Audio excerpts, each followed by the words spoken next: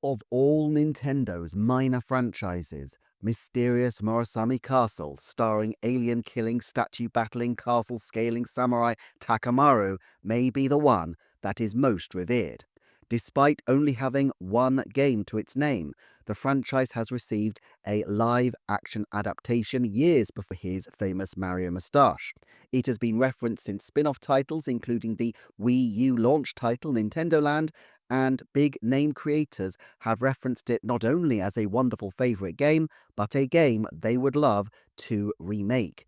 And yet, until 2014, this game wasn't even released in the West, it has never been officially localized, and there is little sign that Nintendo are showing any interest in either the protagonist, Takamaru, or the franchise as a whole. But who created Mysterious Murasame Castle? How did it take off so much? And if the world thought 2019's Famicom Detective Club was a deep-cut revival, could Nintendo say, hold my ceremonial sake, and exhume a 40-year-old series? Firstly, let's understand how this game came about. In the mid-1980s, Nintendo were experiencing a problem similar to one they have today. They had put a lot of effort into developing the game engine for the original The Legend of Zelda and wanted a way to reuse elements from that game for a title they were releasing on the new Famicom Disk System in Japan. In a similar way, Kid Icarus was developed out of Metroid's engine. And Mysterious Murasame Castle was not just an excellent bullet hell style title, but also had an eye-catching concept, with an alien force possessing statues and obliging an Edo period apprentice samurai to accept a mission to infiltrate the castles of alien-possessed daimyo lords.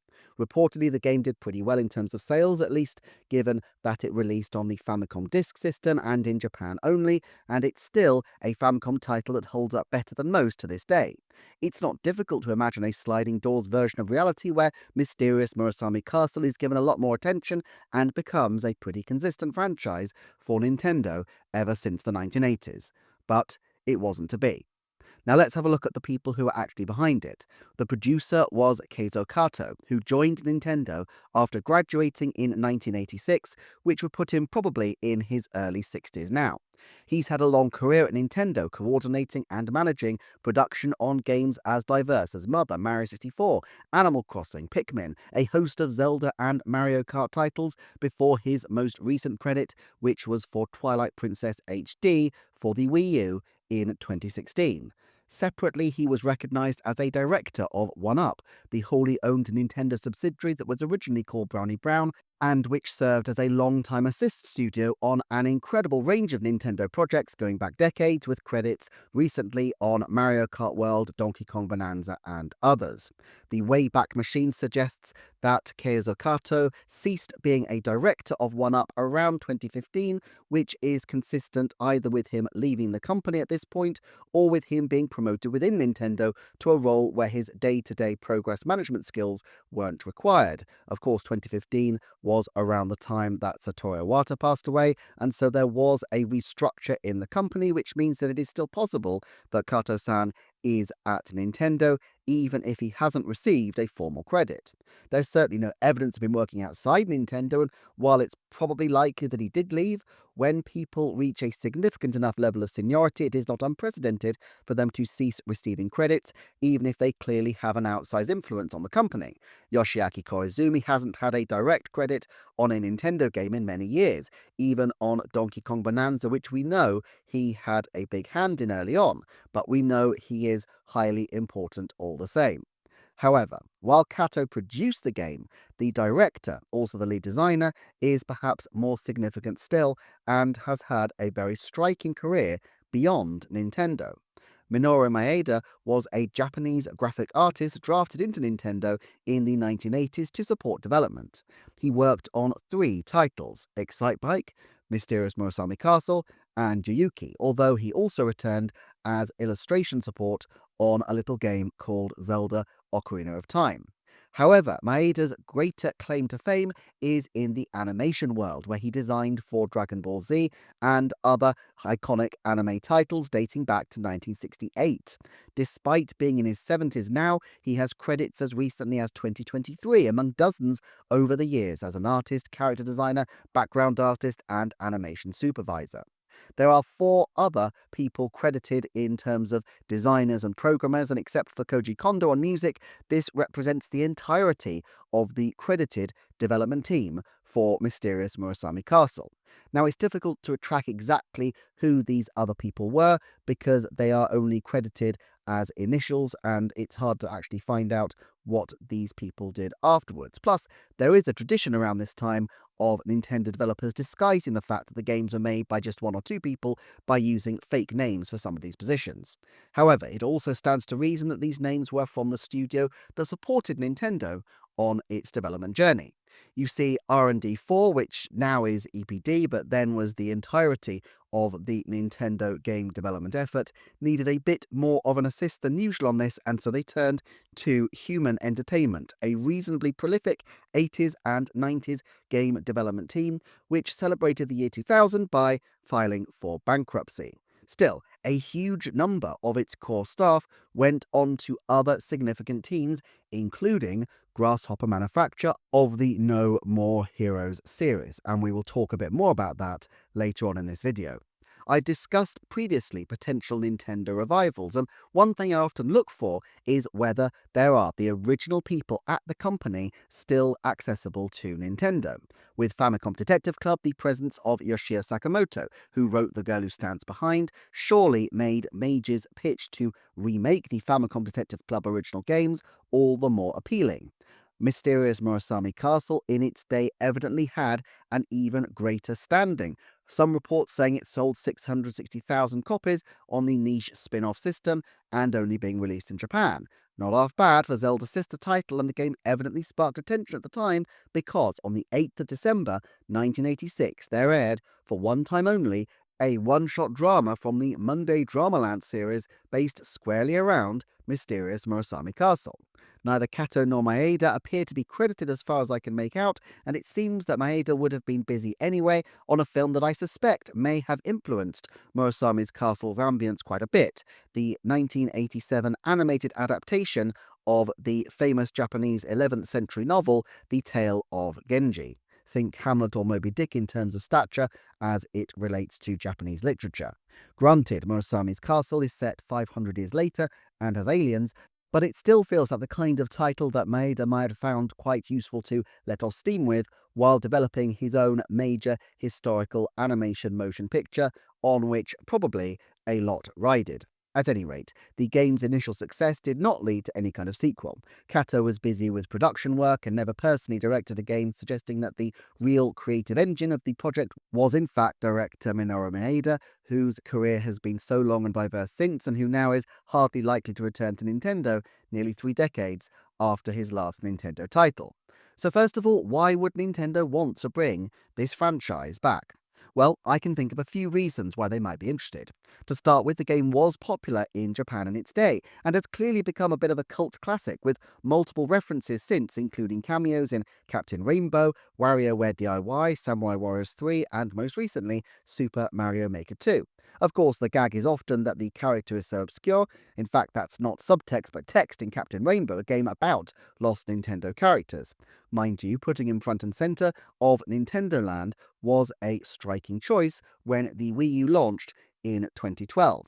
I think the problem with this is that the nostalgia wave usually hits with about a 30-year lag, i.e. franchises that are about 30 years old move into a promising window to be revived in some form. A decade ago, everything was about the 80s. Now, generally, it's all about the 90s. And there's a very logical reason for that, which is that it depends when the children of those generations start to hit senior management positions and can now commission new material in those beloved classic franchises. It's not too late for Takamaru, but given that it is now 40 years old, I feel like the sun is setting fast.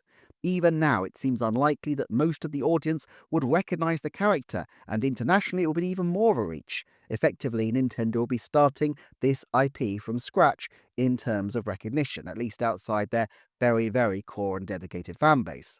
Also, it's not clear what a new Murasame Castle would even be as a game. The first combined Zelda top-down exploration with bullet hell action, but a sequel could hardly hope to recapture the nostalgia-tinted joy of the original. At this point, you would effectively be talking about a new game built in the shell of the original title, and this feels like a reach even though this has occasionally happened before. Most recently, Donkey Kong Bonanza was a deliberate attempt to create a new 3D focused line for Donkey Kong, and although it had some similarities with Donkey Kong 64, it was effectively a new series that happened to feature Donkey Kong and the traditions of that past series. In the case of Nintendo, Minoru Maeda's significance in the animation world might be enough of a cachet that they might see value in bringing back to life a cult classic, and they could seek out his name, just have it attached, even if he doesn't contribute that much besides. Nintendo isn't above celebrity endorsements with people as diverse as Mike Tyson and Dr. Kawashima, but Maeda is hardly a celebrity except in cultish anime fan circles, and so it's very unlikely that this would be much of an inducement. Perhaps, therefore, Nintendo would simply look to do a tribute, to recreate a franchise from the outside in. There are advantages of doing this. Creating a new franchise is tricky after all, and if they can leverage existing successful and popular franchises, then so much the better for them.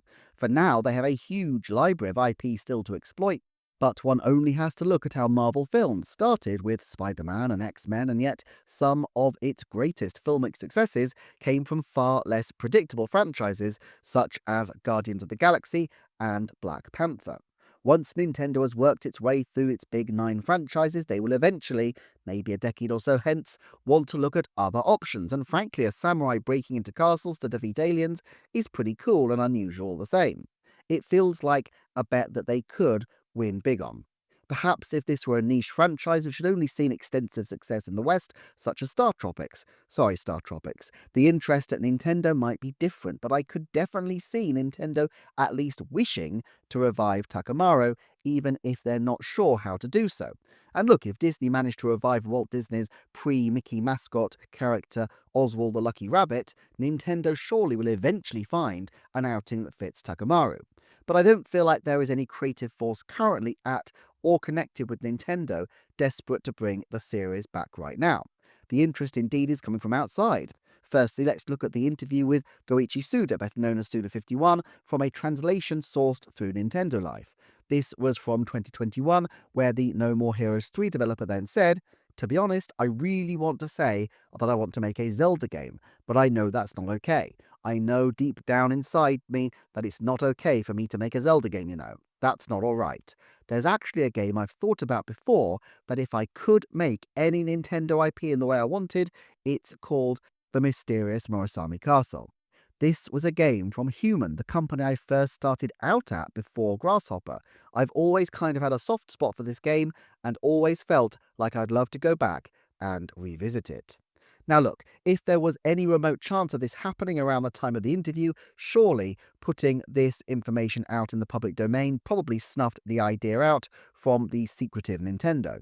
Yes, it's possible that there was a tactical reason to mention it, to build up hype for a pitch that Nintendo were actually about to receive from Grasshopper. Eiji Aonuma himself is known to cheekily tease games ahead of time, so it's not impossible, it just feels improbable. Suda directed a Fatal Frame remaster not published by Nintendo in 2023, while lead programmer on No More Heroes 3 hasn't been credited on the game since, but both seem likely to be very involved with the forthcoming Romeo is a Dead Man set for 2026. Is it possible that Takamaru could still live on as a side project for Grasshopper?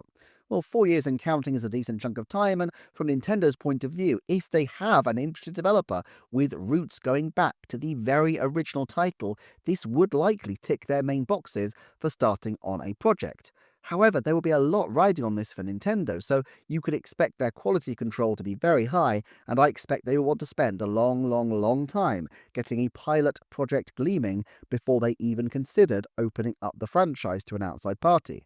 After all, it's a big risk in certain respects to let an external party define what could go on to become a fairly iconic franchise for them, especially if there aren't really any people internally with a strong grasp on what the franchise is to counterbalance them. It's always impossible to know whether developers are working with Nintendo or not, except that I tend to think that silence is often a little bit of a clue, given that Nintendo likes to keep things close to their chest. 5 years between No More Heroes 3 and Romeo Strikes Again could suggest a normal development window. In fact, Suda has alluded that his new game has been pushed back to avoid clashing with GTA 6, but it could also suggest time for at least a few meetings with Nintendo to be taken. By 2021, when the interview was released about this, Nintendo was definitely in the middle of its phase of reviving old franchises. Famicom Detective Club was no longer missing. Another code would surely have been at least talked about and probably commissioned, and we don't know whether Nintendo Software Technology started looking at F099 too much before its release in 2023, but it seems quite possible they did. I can't really imagine that Shinya Takahashi wouldn't at least have thought about having a meeting in his role as the head of Nintendo EBD with a very famous and respected director that has just made a significant Nintendo Switch title. But with only 40 members of staff even today, Grasshopper Manufacture would have struggled to manage a project like this would probably expect to be without significant help. And Nintendo is very cagey and very canny. When they kept Mage on the hook for a year over Famicom Detective Club, it was understandable as they were at an incredibly low ebb in the mid-2010s, but now they have a different reason to pause. In effect, it's a buyer's market. Hideki Kamiya, newly freed from Platinum, has also expressed a huge interest in reviving Takamaru. Of course, he's often working on another game of his own and doesn't have a historic link to the series, so I kind of doubt we will see a Kamiya Takamaru. And Nintendo may well decide that if they're going to revive a franchise like this, they would rather avoid being reliant on external auteurs and instead look to try to have a group of new people within the company really get under the bonnet of what made the first game tick in the first place. I suspect that ultimately this is probably the more likely option.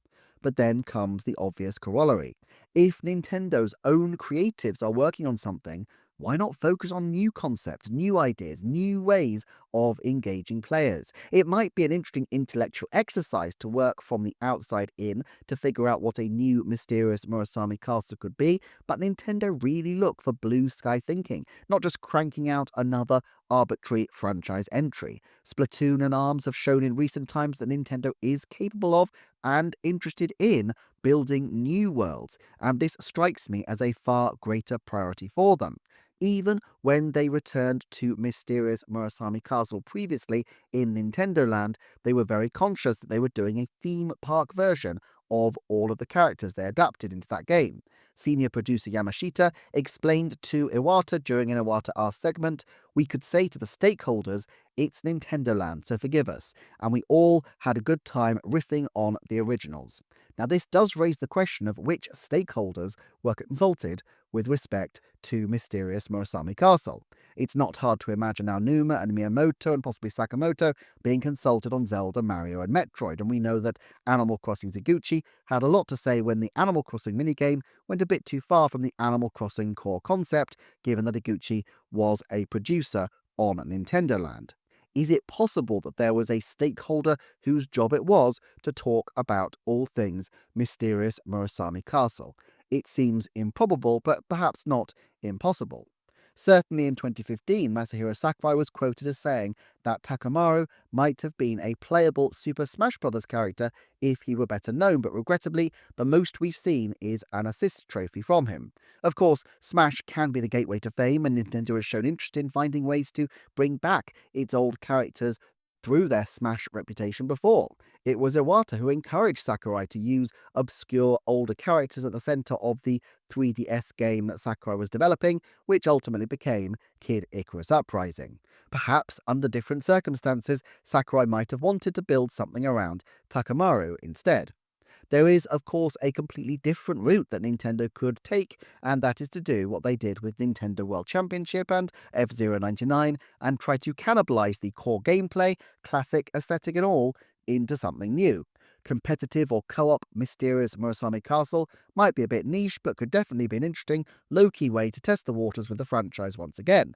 And in some ways, a 99 game version might fit well with an endless surge of enemies appearing. While Nintendo Software Technology were the brains behind F099, I suspect something as rooted in Japanese tradition would be built in Japan. Indies Zero are regular partners of Nintendo and produced the NES remix title Sushi Striker, Dr. Karishima's Brain Training, and Nintendo World Championships with the Nintendo Land Team EPD Group 4. It's a tenuous route, but if Nintendo keeps rummaging around their classics catalogue long enough, they are bound to stumble across Takamaru. So what is the actual likelihood of the series returning? Well, personally, I think in the ultra long term, it has to be a fairly good chance, given the hype around the series and the fact that it's a pretty eye-catching franchise concept. Prior to the end of, let's say, 2028, though, I think it's a low shout, let's say 10% at the absolute maximum, and that's on the basis that the developers who have shown public interest are working on other things. Nintendo hasn't really got anyone internal that we know can develop the franchise, and let's face it, they probably have other fish to fry. That said, Takamaru turned up 3 years in 10 during the 2010s, so he may be overdue a cameo appearance, perhaps even a remounting of Nintendo Land. I personally reckon his chances of appearing as a cameo in any game prior to the end of 2028, therefore, are more like 30%, 1 in 3, roughly matching his appearances during the 2010s decade. But even if it seems like a slim hope, I will live in hope that one day Takamaru will rise again.